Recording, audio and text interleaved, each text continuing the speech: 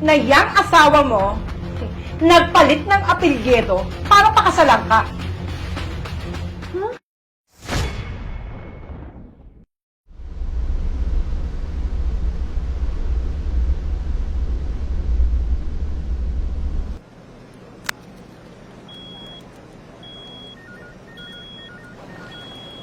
Kapatid, pangiti-ngiti ka na naman dyan. Aba, syempre. Hindi basta-basta masisira ang araw natin, no? Tingin ka ng tingin dyan sa family picture nyo, tapos di ka naman inuuwi ng asawa mo. Hoy, tingnan mo to. Kasal pa din kami. Tsaka, tatay pa rin siya ng anak ko. Bakit? Ilang taon ka na bang hindi inuuwian yan? Oo nga, no? Pero alam mo, mga 5 years na din simula nung nag-decide ako magtrabaho dito. Sabi ko nga kala ko susunod siya. Pero hinatid lang niya yung anak namin dun sa kapatid ko. Hindi na sumunod Nawala na lang ng bula. 5 years? Tapos kinikilig ka pa rin? Napakanega naman ito. Hindi ba pwedeng nasa puso't isipan ko nakasal kami at apelyedo pa rin niya ang gamit naming mag-ina. Okay. Eto na. Yung papers, meron ng pamilya ready for interview to US. Okay, no problem. Ako nang bahala. Mag-lunch ka na doon, okay? Okay, see you. Sige, bye!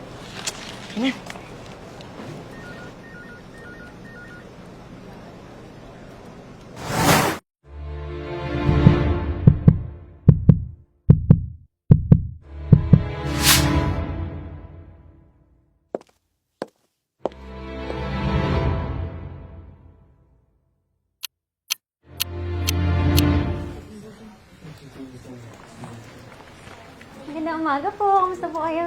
Mabuti. Ma'am, pwede bang paabot ng folder dun sa may printer?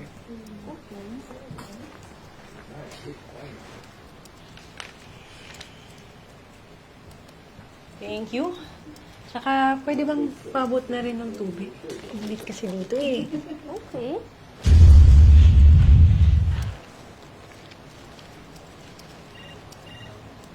Nakakaupo ka na. So, ma'am, ilan taong ka na? 26. 26.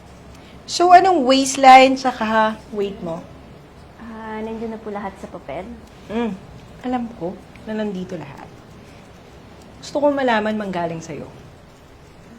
Yung waistline ko is 28 and 55 kg ako.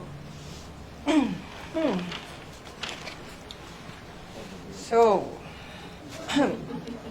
saan naman kayo kukuha ng pondo para sa migration nyo?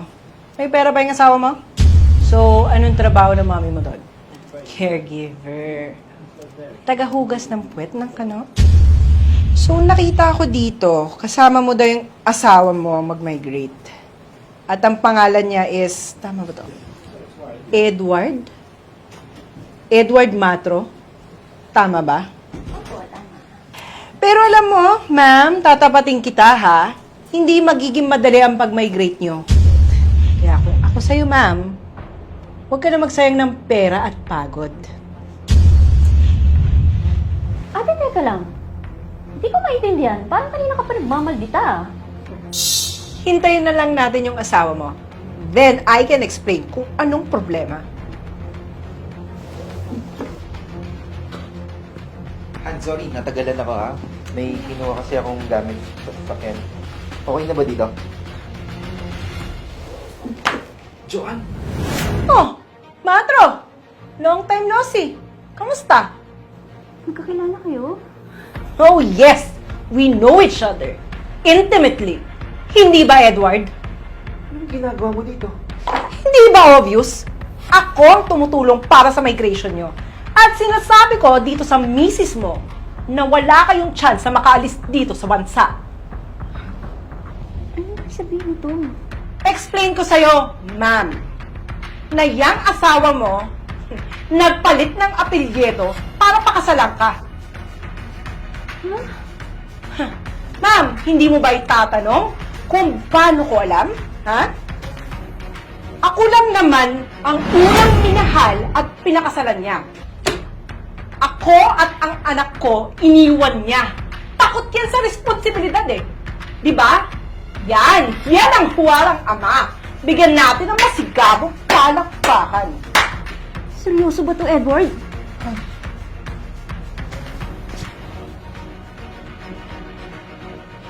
Sandali lang, Edward. Ang kapal na mukha mo, hindi kita tatantanan. Ipaparanas ko sa'yo ang sakit na binigay mo sa aming mag-ina. Apelyedo na nga lang ang ambag mo, ipagkakait mo pa!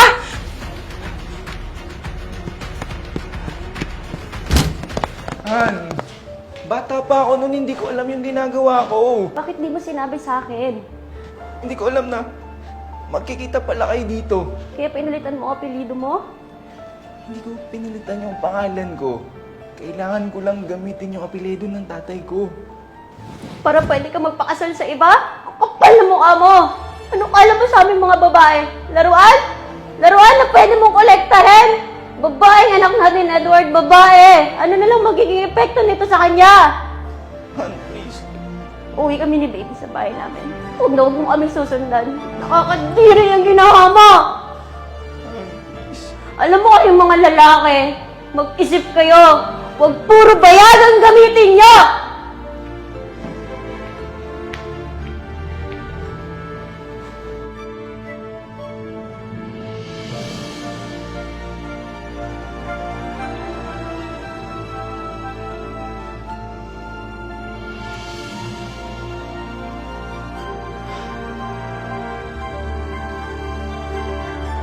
Attorney, I want my husband back.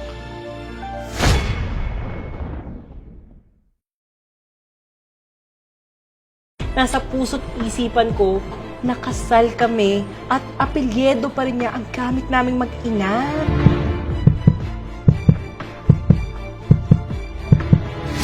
Kulang naman ang unang minahal at pinakasalan niya.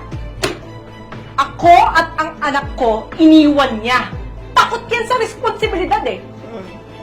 Alam mo kayong mga lalaki, mag-isip kayo. Huwag puro bayad ang gamitin niyo! Attorney, I want my husband back.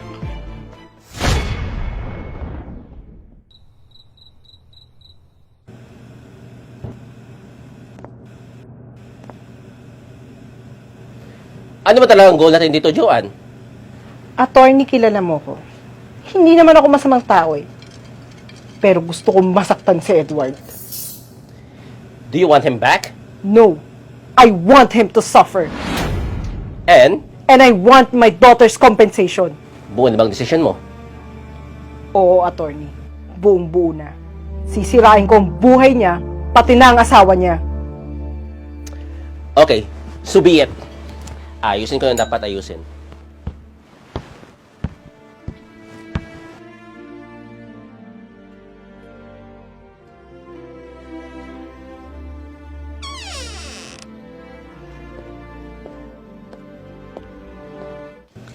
Sis, Oh, sis, napadalaw ka.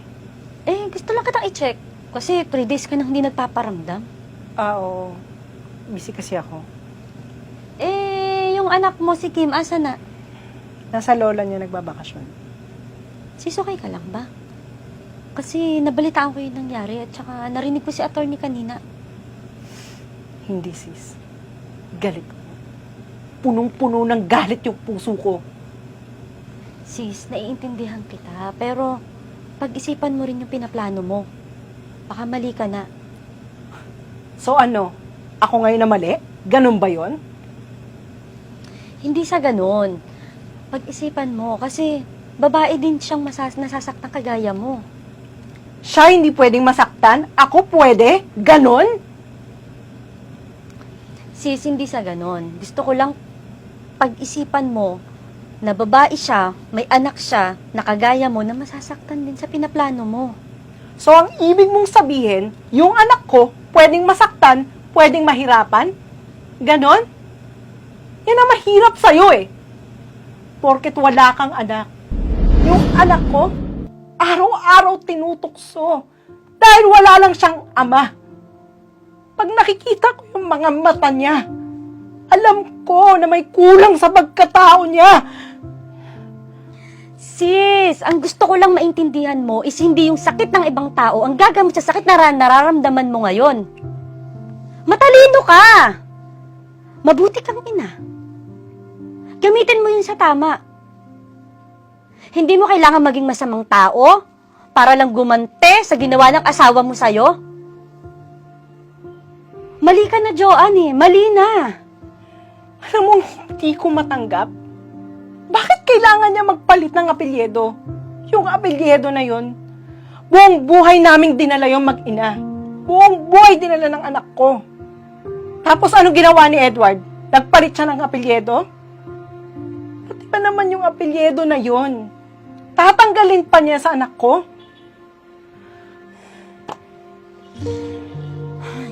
Okay, sis. Aalis na ako. Kakampi mo ako kahit saan. Pero sis, pag-isipan mo yung sinabi ko sa'yo. Hindi ka ganyan. Hindi mo kailangan maging masamang tao para lang gumante doon sa demonyong asawa mo. Sis, wala kang alam. Kung ako sa'yo, umalis ka na. Pasensya ka na. Pero kailangan mo nang umalis.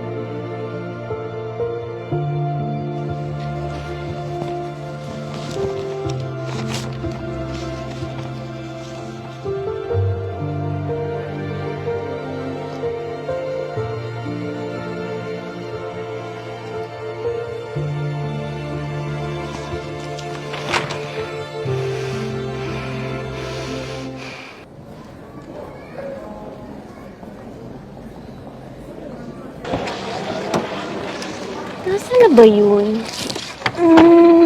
Wala dito. Dito wala. Ito.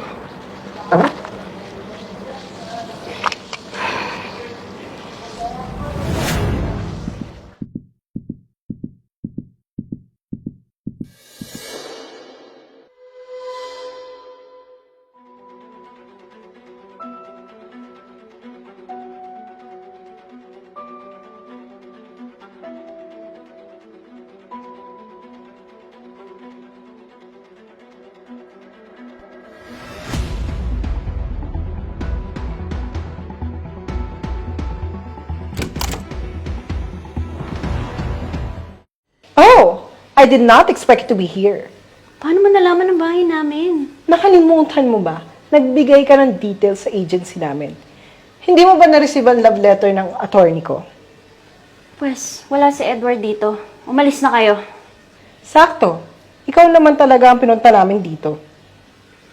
Para saan pa? Umalis na kayo. Ayaw kitang kausapin. Hay mo kausap. Dalawa lang yan. Papapasukin mo kami dito sa bahay mo?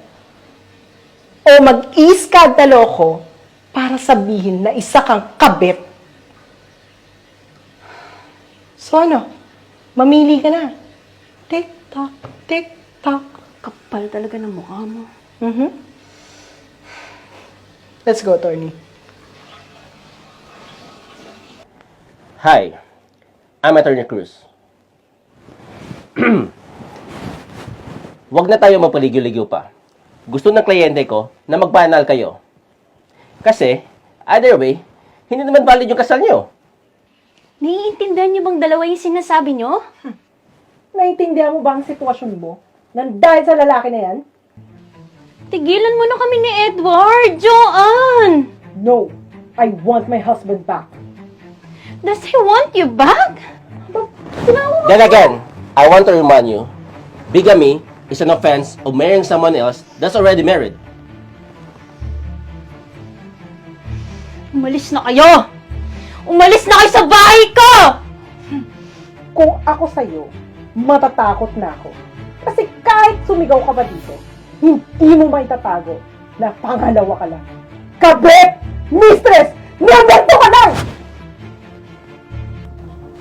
Wag dito. Hindi kita mayusot pag sinaktan mo dito yan.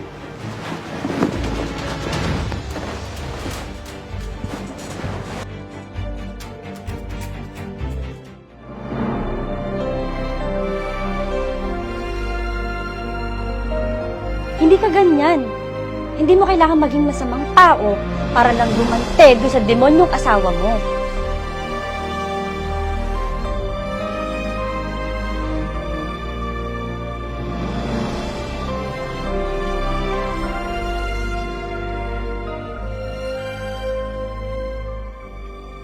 Hello, ate. Tama pa ba tong ginagawa ko?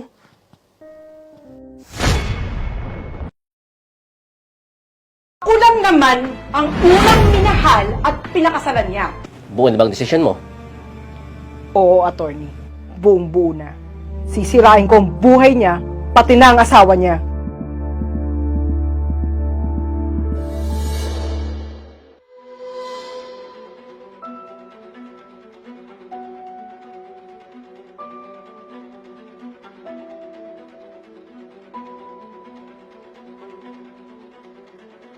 Kung ako sa'yo, matatakot na ako. Kasi kahit sumigaw ka pa dito, hindi mo maitatago na pangalawa ka lang. Kabit! Mistress! Number 2 ka lang! Hindi ka ganyan. Hindi mo kailangan maging masamang tao para lang gumante doon sa demonyong asawa mo. Hello, ate. Tama pa ba tong ginagawa ko?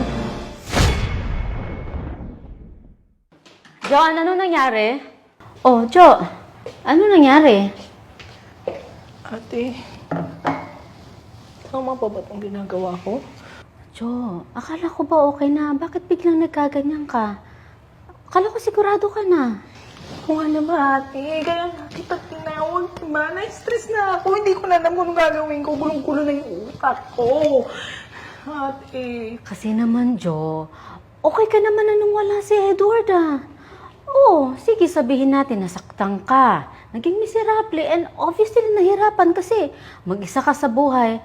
But look at you. Tignan mo kung sino ka ngayon. Isa kang matatag na babae, magaling na ina, and I don't think you need Edward sa buhay mo.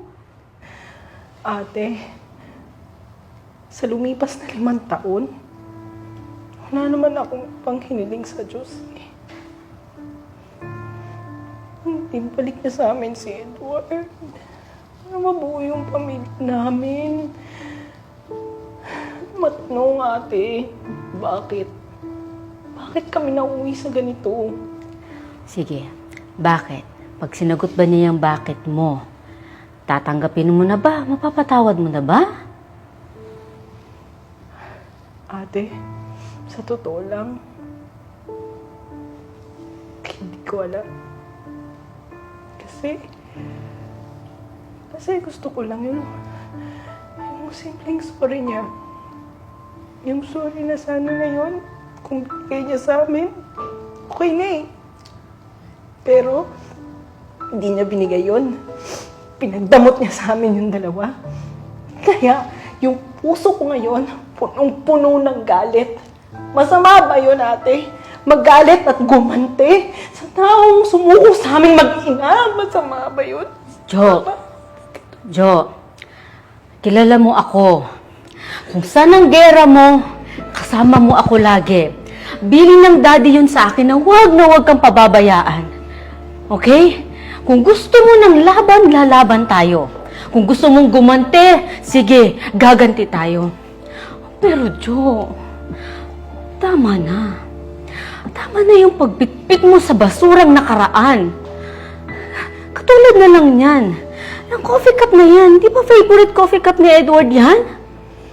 Opo, ate. Jo, makinig ka sa akin. Makinig ka sa akin. Jo, may mga laban tayo na siguro hindi na tayo dapat ang nagtatapos nun.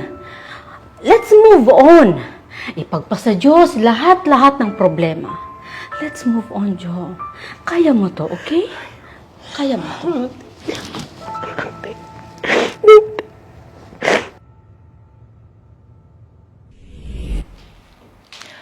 Ilang beses ko bang sinasabi sa'yo, yung babae na yan, yung sisira sa pangarap mo, pangarap ko para sa'yo. Tingnan mo, graduating ka na, ano nangyari? Nabuntis mo! Ma, di naman perpekto yung relasyon namin. Alam mo namang mahal na mahal ko siya eh. Alam ko! Kaya ka nga nagpakasal, di ba, na hindi ko alam? Ay, nako. Ayan na naman tayo, ma eh.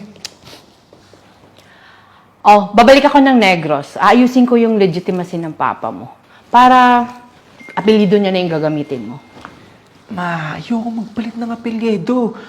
Para namang hindi ako nag-exist dito. Parang wala ako dito sa mundo na to. Yun naman talaga yung apelyido mo, di ba? Ikaw pa yung panganay. Ikaw pa yung iba yung apelyido. Sira ka ba? Mama naman eh. Kung gusto mo, sumama ka. Sumama ka. Para ayusin natin to. Pagkatapos, binata ka ulit. Walang kasal na makikita. Di ba? Ayaw mo na. Ma, paano naman yung anak namin? Paano yung anak ko? Eh di parang magiging masama naman akong ama dun sa anak ko. Ikaw, choice mo yun. Depende sa'yo. Ayaw mo nun, pumili ka. Mag-alaga ng bata na umiiyak gabi-gabi. O maging binata ka uli. Malay mo, may makikita ka pang mas maayos na babae dyan. Pwede ba yun, ma? Wala naman nakakaalam nun, di ba? Ayusin natin. Saka, malay mo, meron akong mga amiga dyan na magaganda yung anak. Reto pa kita, papakilala kita dun. Mga sexy, magaganda, mayayaman. Di ba?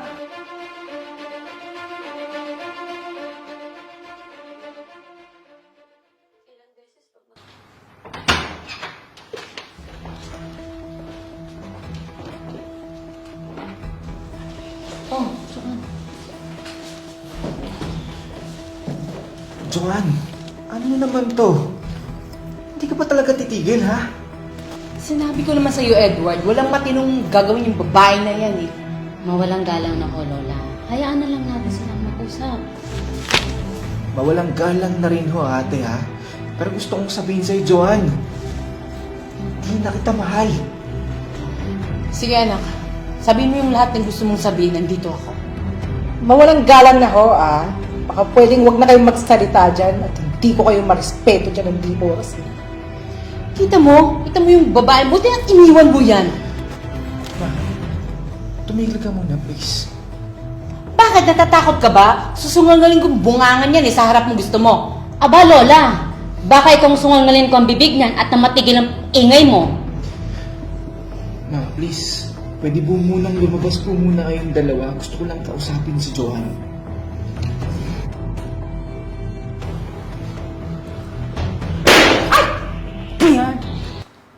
Joanne, alam ko mali yung ginawa ko pero hindi naman tamang idamay mo si Priscilla sa maling ginawa ko sa'yo, di ba? Mali rin na parusahan mo kaming mag-ina dahil hindi mo kaya magpakalalaki. Kahit anong sabihin ko sa'yo, wala naman magja-justify ng mga ginagawa ko sa inyo, di ba? Oo, at sana natuto ka na. Kayo kasing mga lalaki, puro sarap lang. Pero pag nandyan ang hirap at responsibilidad, nawawala kayo parang bula. Pero alam mo, tama ka eh. Kasi dapat hindi ko dinadamay ang ibang tao dahil sa nakaraan natin. Punong-puno ng galit ang puso ko. Paano, Edward? Pinalitan mo ang apelyido mo. Pati yun, pinagkait mo sa anak ko. Sabihin mo sa akin, Edward, bakit? Bakit? Hindi ko intention yun. Hindi ko gustong gawin yun. Nagpadala ako kay Mama. Sa tingin mo ba, gusto kong ginagawa yung mga bagay na yun? Alam ko mali ako, Joanne. Maling-mali. Edward, okay na ako. Masaya ako para sa'yo. Sana maging mabuting ama at asawa ka sa pamilya mo. Joanne, alam mo, minahal kita. Alam ng puso ko yan, pero si Priscilla na yung mahal ko ngayon. Ayoko man marinig mo to, pero hindi na kita mahal. Alam ko, Edward. Napatunayan na natin yan. Kaya ito, pirmahan mo na tong mga annulment papers na to. Pinapaubaya na kita sa bago mong pamilya. Paano si Kim? Ano yung anak natin? Makikita ko pa ba siya? Mahiyakap ko siya? Makakasama ko pa ba siya? Edward, huwag muna. Tsaka na, siguro sa tamang panahon. Pero, hindi mo na ngayon.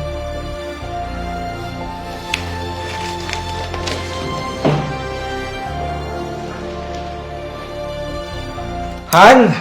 Han! Han, nandito na yung annulment papers namin ni Joanne! Han! Han!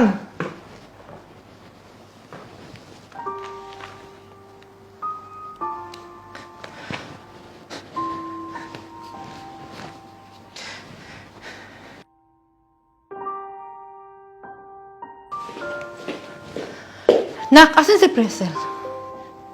Iniwan niya na ako, ma. Wala na rin si Priscel. Ha? Anong nangyari? Pati siya, iniwan niya na rin ako. Kasalanan lahat ni Joanne to eh. Ma, tama na! Walang kasalanan si Joanne! Hindi, sinira niya yung pamilya mo! Sa tingin mo ba, siya yung sumira ng pamilya ko? Ikaw yung sumira ng pamilya ko, ma. Kababastos na batang to ah. Nawawalan ka na ng galang sa akin? Hindi mo ginawa yung pagiging mabuting ina. Ginawa mong miserable yung buhay ko. Wala ka sa sitwasyon mo ngayon, kundi dahil sa akin, Edward! Tama, ama. Wala ako sa sitwasyon ko ngayon. Nasira yung pamilya ko. Kasi lagi mong inokontrol yung buhay ko. Kaya wala na sila sa akin. Masaya ka na? Hanggang sa huli, Edward. Andito pa rin akong ina mo. Ma, iwan mo muna ako. Gusto ko munang mapag-isa.